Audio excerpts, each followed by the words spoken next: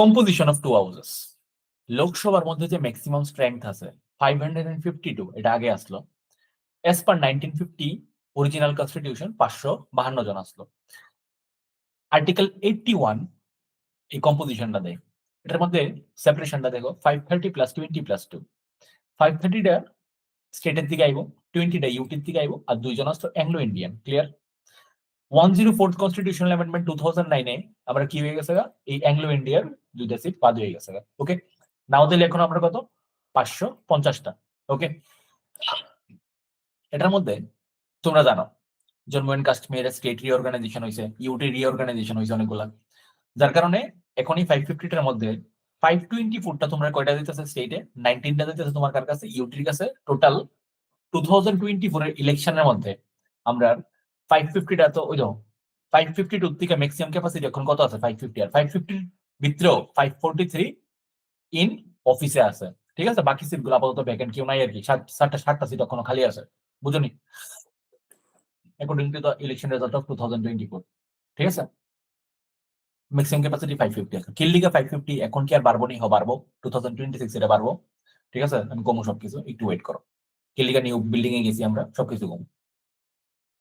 So এটা হলো ব্যাপারটা যে লোকসভার ক্যাপাসিটি এটা। Once upon a time it's 552 and currently according to article 81 amendment হওয়ার পর 2019 এ by 104th constitutional amendment এখন কত আছে 550। ক্লিয়ার? আর 550 এর ভিতরে ইন অফিস সিটিং কয়জন আছে 543। ঠিক আছে, 2024 ইলেকশন অনুযায়ী। এখানে কোনো কনফিউশন না? All done. Next representation of states মানে কি হইতেছে? তবে আমি রাজ্যসভার কথা কইতেছি না। Directly elected by the people from the territorial. ও আচ্ছা আচ্ছা, মানে এখানে ভিতরে স্টেটের দিকে যারা যাইবে এমপিরা তারা কেমন হইব? অবভিয়াসলি স্যার তারা ইউনিভার্সাল অ্যাডাল্ট ফ্র্যাঞ্চাইজি দিয়ে যাইবো। আমরা ডাইরেক্ট লোকসভার ইলেকশন দিয়ে ভোট দিব। ঠিক আছে না? যারা 18 ইয়ার আছে, not disqualified under the provisions of the constitution or any law is eligible for vote as such election. যদি তুমি কোনো ডিসকোয়ালিফিকেশন না হয়ে থাকে যে তুমি ভোট দিতে পারতা না, ঠিক আছে, তাহলে তুমি ভোট দিতে পারতা না। আর নাইলে ইউনিভার্সাল অ্যাডাল্ট ফ্র্যাঞ্চাইজি 18 বছর পর্যন্ত সবাই ভোট দিতে পারে। ওকে, সো যারা আমরা লোকসভার এমপিরা স্টেটের থেকে যায়, যেমন আমরা কে কে আছে, বিপ্লব দেব এন্ড কীর্তি দেববর্মন, তো তারা আমরা ইউনিভার্সাল ফ্র্যাঞ্চাইজি দিয়ে সেটা পাঠিয়ে দিয়েছি। এবার ইউটি লেগে কি করুন স্যার? ইউটির ভিতরে to prescribe the manner of choosing representatives of the UTs. ঠিক আছে, কনস্টিটিউশনের ভিতরে কইছে কি তো জানি এরকম কোন রোল ইউনিভার্সাল অ্যাডাল্ট ফ্র্যাঞ্চাইজি তারা কইছে না। কইছে ইউটির থেকে কেমনে রিপ্রেজেন্টেটিভ যাইবো, এমপি গিয়ে কেমনে বইবো তোমার লোকসভাতে, এটা ডিসাইড করবো পার্লামেন্ট একটা ল বানাইতে লাগবো। পার্লামেন্ট বানাইছে নি? বানাইছে একটা law, direct election of the houses of the people act 1965। বুঝতে পারছো জিনিসটা? এই ল অনুযায়ী যে সিস্টেম আছে, যে গাইডলাইন আছে, ওই গাইডলাইন অনুযায়ী যারা যারা ভোট দিতে পারবো, ঠিক আছে, তারা গিয়ে সেটা ইউটির থেকে বইবো। সো ইউটির লেগে স্পেশাল একটা মনে রেখো। আর পুরো ইন্ডিয়ার ভিতরে বাকি স্টেটরা তারা তো ইউনিভার্সাল ফ্র্যাঞ্চাইজি একদম কনস্টিটিউশনে কয়ে দিয়েছে, সবাই ভোট দিতে পারবো। Okay, this is the term of democracy. Universal franchise এটা কিন্তু তোমার ডেমোক্রেসি আইছে না, কোনো ভেদাভেদ ছাড়া 18 বছর তারা সবাই ভোট দিবা। আর শুধু ইউটির লেগা স্পেশাল একটা আছে। Okay, union territories direct election to the house of the people act 1965। আর তো আগে আমরা নমিনেটেড মেম্বারের একটা কনসেপ্ট আসলো। অ্যাংলো ইন্ডিয়ান দুইজন নমিনেটেড হইতো, কে লিগে হইতো?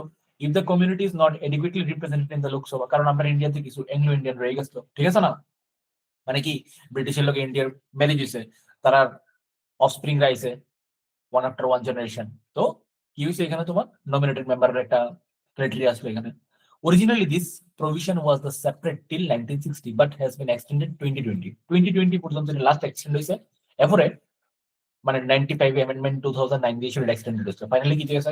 2019 এ 104th কনস্টিটিউশনাল অ্যামেন্ডমেন্ট আই গেছে, সে সাল লাগবে না, রিমুভ হয়ে গেছে। ওকে, আর এই দুইজনরা কে তোমার মানে নমিনেট করতো? প্রেসিডেন্ট অফ ইন্ডিয়া নমিনেট করতো। তো president of India nominate no one currently in Lok Sabha. President of India currently nominated 12% in Rajya Sabha. ঠিক নেই কথাটা? না বল কইছি? On the basis of their merit intelligence. ঠিক আছে, রাজ্যসভার ভিতরে দেখো ওইখানে কি আসলো, কত নাম্বার আর্টিকেল কইতে করছে? আর্টিকেল 81 না? আর এখানে রাজ্যসভার মধ্যে আর্টিকেল 80। ম্যাক্সিমাম স্ট্রেংথ 250, 238 কই থেকে আইবো? From states and UTs. আর 12 জন কি হইব? নমিনেট করবো কে? প্রেসিডেন্ট।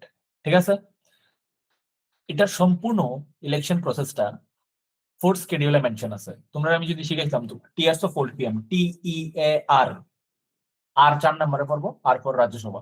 ঠিক আছে নি? মনে করে দেখো। রিপ্রেজেন্টেশন অফ স্টেট কেমন হইব? Elected by the elected member of the legislative assembly. তোমার যে এমএলএ রা আছে তারা একজন লোক সিলেক্ট করে পাঠাইবো বা দুইজন লোক সিলেক্ট করে পাঠাইবো, ত্রিপুরাতে একজনের পাঠায়। ঠিক আছে না? আমরা রাজীব বাবু গেছে।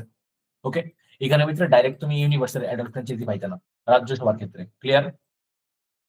System of proportional representation by the means of single transferable ভোটের মাধ্যমে যাইব। ঠিক আছে? এই যে ভোটিং সিস্টেমটা, এটা আমি তোমার একটু পরে কইতাছি এটা কেমনে হয়। এই সিস্টেমটা প্রেসিডেন্টের ভোটের সময় লাগে, এই সিস্টেমটা তোমার রাজ্যসভার এমপির ভোটের সময় লাগে। ক্লিয়ার? Representation of states. ঠিক আছে, বুঝছো তো? রাজ্যসভার ভিতরে কেমনে যায় স্যার? এখানে ভিতরে ইউটির দিয়ে কেউ যাইবনি? আচ্ছা, আমি কইলে একটু দাঁড়াও। ইউটির থেকে কেমনে যাইব একটু দেখো।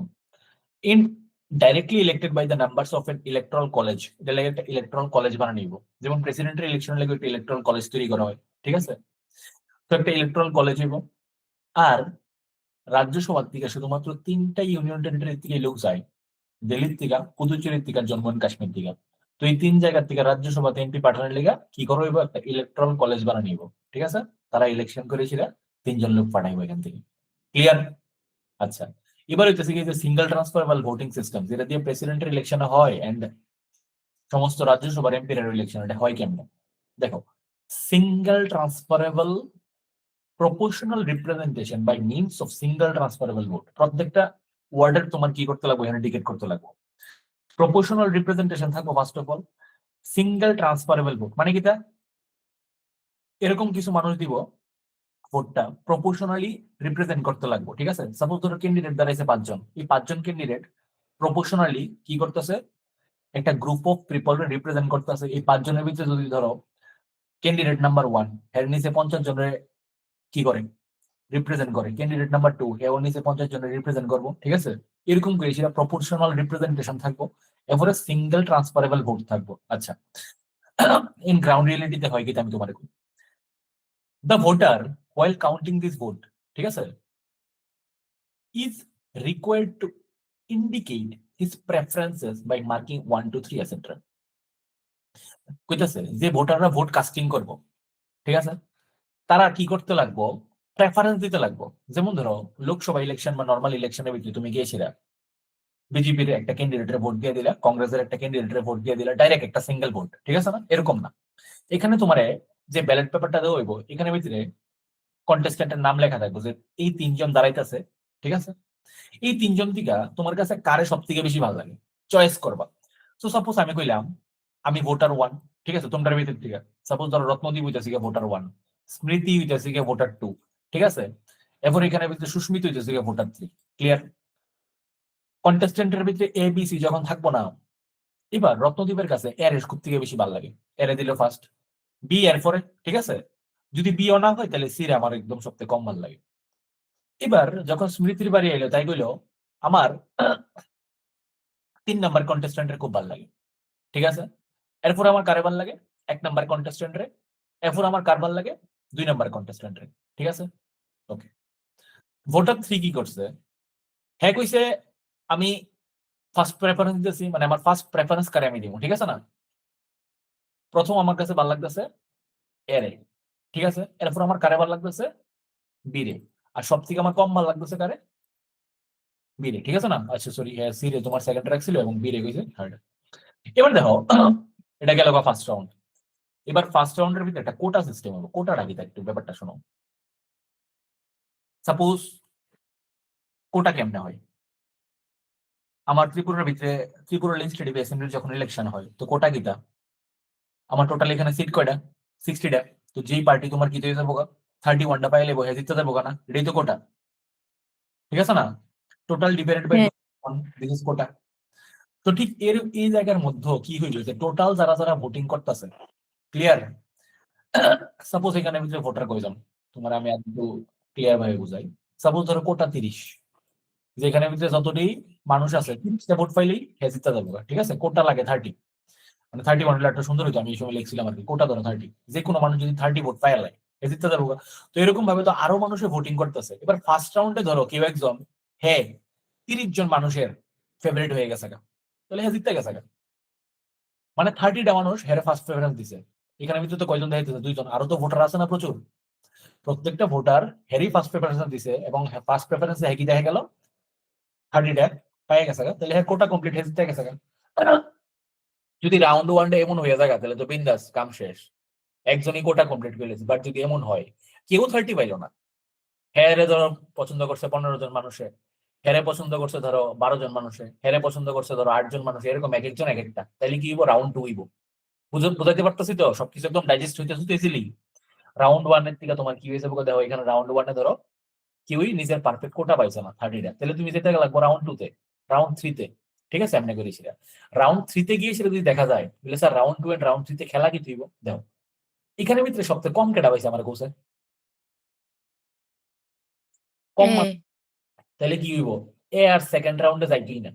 এর যে 10টা ভোট আছে, একটা একটু ব্যাপার চিন্তা করো, যারা যারা এর ফার্স্ট প্রেফারেন্স দিছিল, ধরো 10 জন মানুষ এর ফার্স্ট প্রেফারেন্স দিছিল, তারা সেকেন্ড প্রেফারেন্স তো কেউ না কেউ রাখছিল।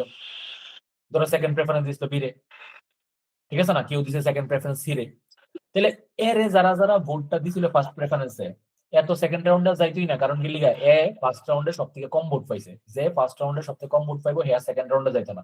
তাহলে হের ভোটটি কি দিব? হের ভোটটি ট্রান্সফার হয়ে যাবো। মানে কি তা? হের লিস্টের ভিতরে যারা যারা সেকেন্ড চয়েসে আসলো ইরিগেশন এর ভিতরে প্লাস হয়ে যাবো। M I clear? হুম হ্যাঁ হ্যাঁ স্যার। স্যার এটারে কয় কি দা ট্রান্সফারেবল ভোট। ঠিক আছে, এমনি করে সেটা ভোট ট্রান্সফার হইব। ঠিক আছে নি, তুমি তো সেকেন্ড রাউন্ডে গেছোই না, তাহলে তোমার ভোটটি কি নষ্ট হয়ে যাবো না? তোমার ভোটটি নষ্ট হইতে না, এটা কি হয়ে যাবো? ট্রান্সফারেবল ভোট হয়ে যাবে। আচ্ছা, এবার দেখো কি হইতাছে। Mandatory to give first preference, ঠিক আছে, otherwise vote will B invalid. প্রত্যেকের ম্যান্ডেটরি কি এই সিস্টেমটা ফলো করতে লাগবে। কেউ ধরো একটা দিয়ে সেটা বাকিটা দিল না, একটু মাইক অফ করে নাও। তো যদি কারোর মনে করো যে সেকেন্ড প্রেফারেন্স দিল না, তাহলে হে আউট হয়ে যাবো। মানে পুরো সিস্টেম যেটা আছে ওইটা ফলো করতে লাগবে। Each vote will be assigned a value and it's different for individual vote, MP or MLA. Normally রাজ্যসভার ক্ষেত্রে তো শুধু এমএলএ ভোট দেয়, কিন্তু প্রেসিডেন্টের ইলেকশনের সময় তো এমপি এমএলএ সবাই ভোট দেয়। তখন এমপির ভোটের যে ভ্যালুটা থাকে আর এমএলএ ভোটের ভ্যালুটা সেম থাকে না, এক একজনের ভোটের ভ্যালু এক একটা হয়। আচ্ছা, কিন্তু যখন এমএলএ শুধু ভোট দিয়ে রাজ্যসভার ভিতরে এমপি পাঠাবে, তখন তো সবার ভোটের ভ্যালু সেমই হইব। ওকে, for example, there are 3 participants for election and person 1 passes quota after counting all the presence preference, then he would be declared as winner. If not, যদি রাউন্ড 1 এ না হয় তাহলে কি হইব? ট্রান্সফার অফ ভোট হ্যাপেন্স হইব, এর ভোটটি যাইব নেক্সট এ। Ballots of candidate securing last number of first preference votes are cancelled and, মানে যে সবথেকে কম পাইবো লিস্ট নাম্বার, যদি ধরো 1 নাম্বার ক্যান্ডিডেট সবথেকে কম পাইবো, তাহলে হ্যাঁ কি দিয়ে যাবো? এর ভোট ক্যান্সেল হয়ে যাবো। ঠিক আছে, and his second preference voted will be transfer to the other candidate, তাহলে এর সেকেন্ড প্রেফারেন্সটা শিফট হয়ে যাবো। এরকম করে দেখা গেল কোন একটা জায়গা থেকে সেটা বি কোটা লই পড়ছে 30, ঠিক আছে, এমন করে ট্রান্সফার হইতে হইতে তাহলে কি হয়ে যাবো? B will be elected. But এই যে সিস্টেমটা অনেক টাইম কনজিউমিং, ঠিক আছে, এবং অনেক টাকা পয়সা এটাতে খরচ হয়। তো এই লিগে ইন্ডিয়ার ভিতরে যে বড় বড় ইলেকশন দি এটি এই প্রসেসে হয় না। লাইক প্রেসিডেন্টের ইলেকশনটা হয় এমনি, আর রাজ্যসভার এমপির ইলেকশন গুলো হয় এমনি। ইন্ডিয়ার ভিতরে কিরকম প্রপোর্শনাল ইলেকশন হয় না, এটার অনেক ডিমেরিটস আছে। বিকজ ইন্ডিয়ার মানুষ এই ধরনের জিনিস বুঝতোই না। যদি তুমি লোকসভার ইলেকশনের ভিতরে না বুঝাও, লাইক ফার্স্ট হয়ে তো সেকেন্ড, আরে মানুষকে মাথা মাগাজু করি, আমি যাইতামই না ভোট দিতে ভাই, ঠিক আছে, আমার সিম্পল লাগে। তো এত critical system normal election process ইন্ডিয়াতে হয় না। ওকে, বাট ইসরায়েলের ভিতরে নরমাল ইলেকশন প্রসেস এরকম হইতে হয়। ঠিক আছে, আমরা ইন্ডিয়ার ভিতরে শুধুমাত্র 2টা ইলেকশন হয়, সিঙ্গেল ট্রান্সফারেবল ভোট, ঠিক আছে না, representation, proportional representation of single transferable vote, president and Rajya Sabha MPs. So I hope voting যে তোমার সিস্টেমটা বুঝাইছি এর থেকে ভালো করে তুমি আর কোনো কিছু দেখি ইউটিউবে খুঁজতে লাগবে না। টোটালি ক্লিয়ার প্রসেসটা, না কারোর কোনো কোয়েশ্চেন আছে? ইউনিয়ন টেরিটরির মধ্যে 3টা স্টেট যা ছিল, দিল্লি, পন্ডিচেরি আর একটা কি জানি, ওইখানে শুধু 3টা গেলে ইউনিয়ন টেরিটরিজ তো আরো আছে না? তারা দেওয়া হয়েছে না, পার্লামেন্ট ডিসাইড করছে শুধু তার দিকে আইব, বুঝছো না? ইউনিয়ন টেরিটরি সব ডিসিশন পার্লামেন্ট নেয়। আচ্ছা আচ্ছা ঠিক আছে। ওকে, দেখো, you can't ask this like questions, এটা কেন নাই? সো আমি তো কইতে পারি বলে স্যার কনস্টিটিউশনের ভিতরে কে লিগা আর্টিকেল 305 এ লেখা আছে, এটা কে লিগা 306 এ লেখা নাই? जो है वो है।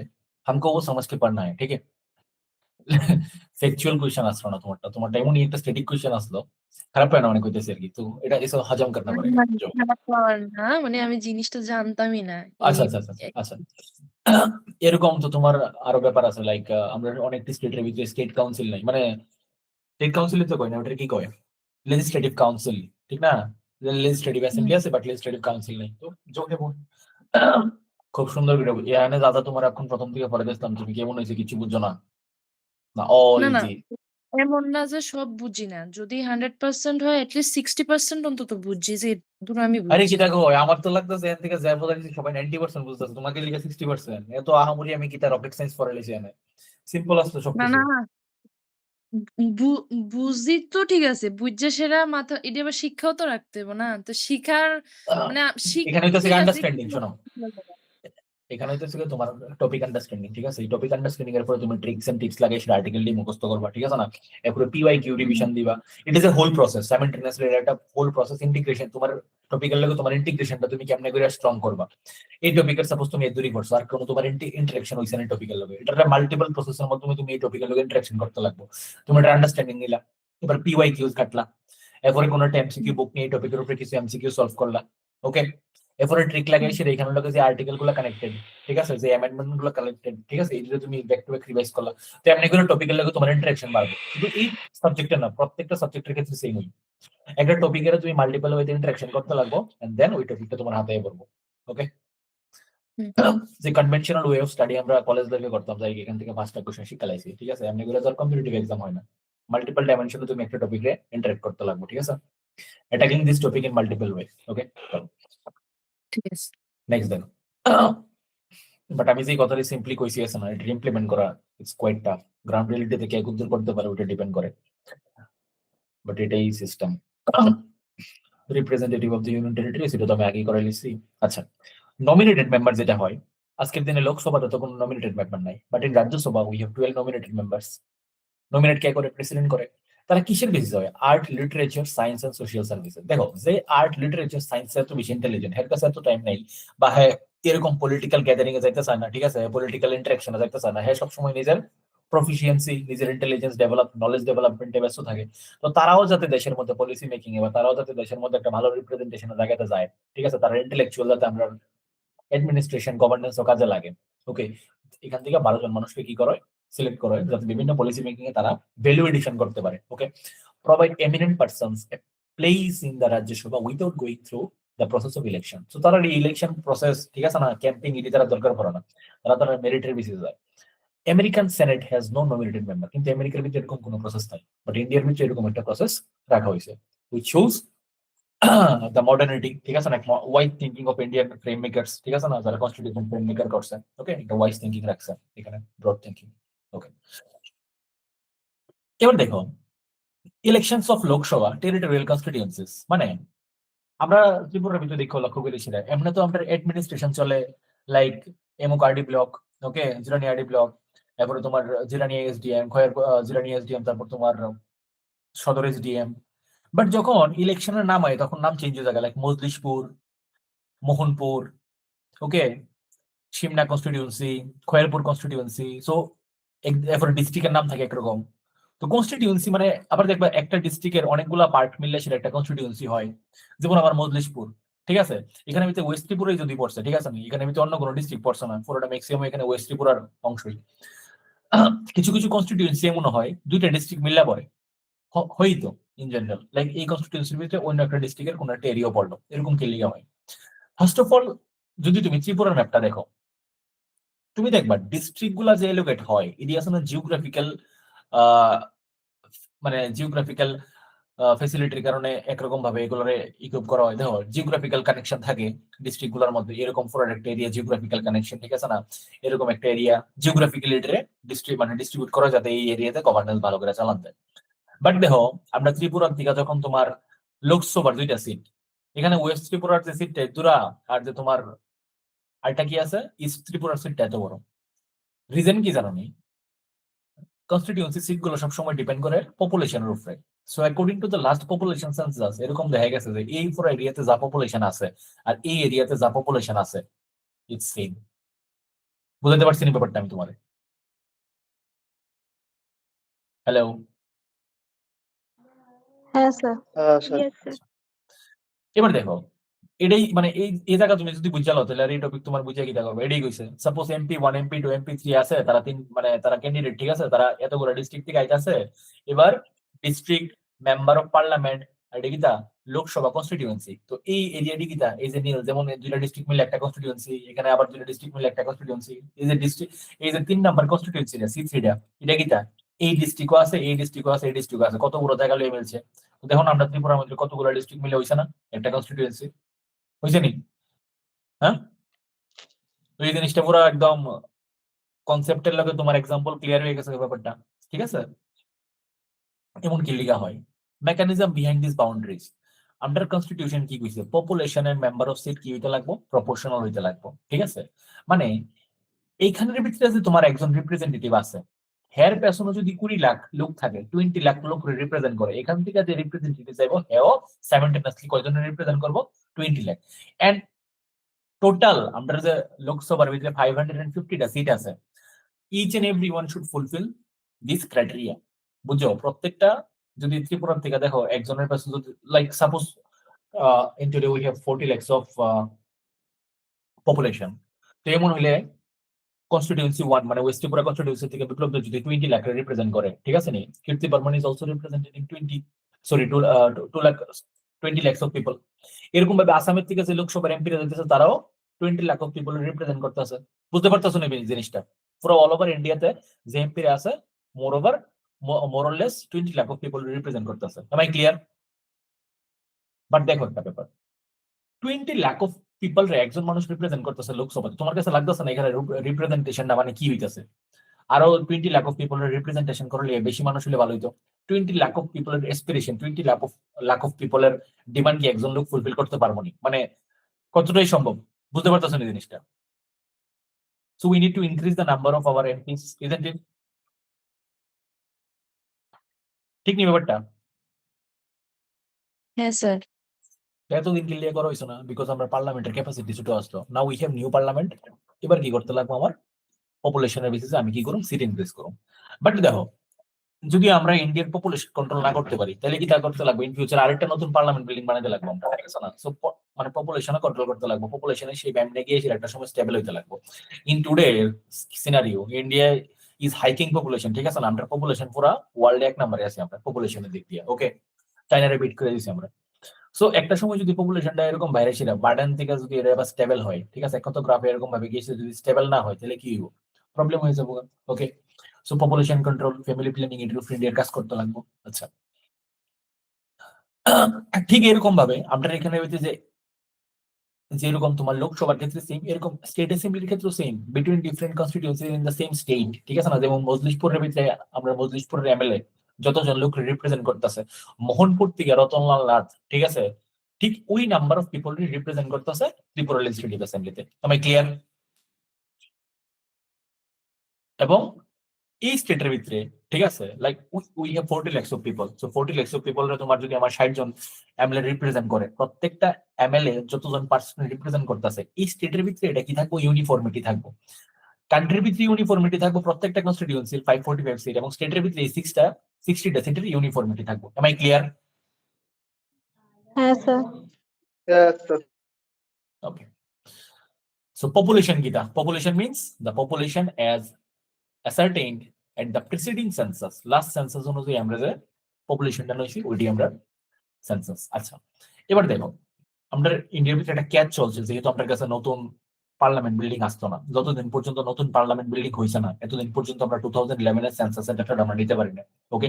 আমরা কোনটা দিয়ে কাম চালাইছি, রিঅ্যাডজাস্টমেন্ট আফটার সেন্সাস। প্রত্যেক পার সেন্সাসের পরে একটা রিঅ্যাডজাস্টমেন্ট হইব, একটা পপুলেশন। দেখো ওয়েস্ট ত্রিপুরার মানুষ আজকে এখানে আছে, এমন তো হইতেই পারে যে কয়েক বছর পরে ডেমোগ্রাফিক চেঞ্জ হইব, এই জায়গার ভিতরে দেখা গেল পপুলেশন চেঞ্জ হইব। So don't you think that এটার একটা রিঅ্যাডজাস্টমেন্ট দরকার, এই এরিয়াটা দরকার। তো এই রিঅ্যাডজাস্টমেন্টটা কবে হইব?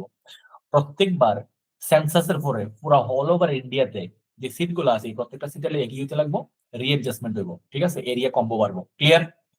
এই রিঅ্যাডজাস্টমেন্ট করবো কেন? Delimitation commission of India. আচ্ছা, allocation of seats in Lok Sabha, divisions of each state into territorial constituencies. Who will do it?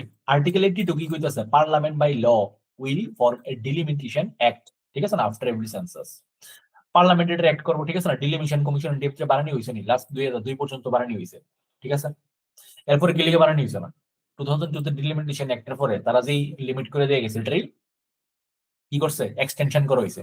Delimitation কি, literally means the act or process of fixing limits of boundaries of territorial constituencies in a country or a province having a legislative body. মানে কিছু না, রিঅ্যাডজাস্টমেন্ট করা, delimitation মানে করা গেটা রিঅ্যাডজাস্টমেন্ট করা according to the population, ঠিক আছে, কনস্টিটিউশন টেরিটোরিয়াল বাউন্ডারিটারে রিঅ্যাডজাস্টমেন্ট করা, এটাই ফিক্স করা।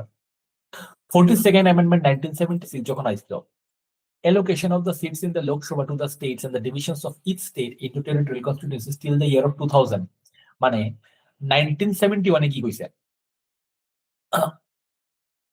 1971 এ লাস্ট সেন্সাস আমরা কি হইছিল, 1971 একটা সেন্সাস গেছে ইন্ডিয়াতে, ঠিক আছে, কইছে 1976 একটা অ্যামেন্ডমেন্ট আছে, কইছে 1971 এর সেন্সাস অনুযায়ী আপ টু 2000 পর্যন্ত আমরা এই লিমিট মানে নিয়েই চলুম, এটার কোনো অ্যাডজাস্টমেন্ট করতাম না, আমরা এই সেন্সাসের উপরে বেস করে চলুম। আচ্ছা 2001 এ কি কইছে দেখো, 84th কনস্টিটিউশন অ্যামেন্ডমেন্ট 2001 কইছে এই সিস্টেমটা আমি আরো 25 বছর পর্যন্ত বাড়াইতাছি।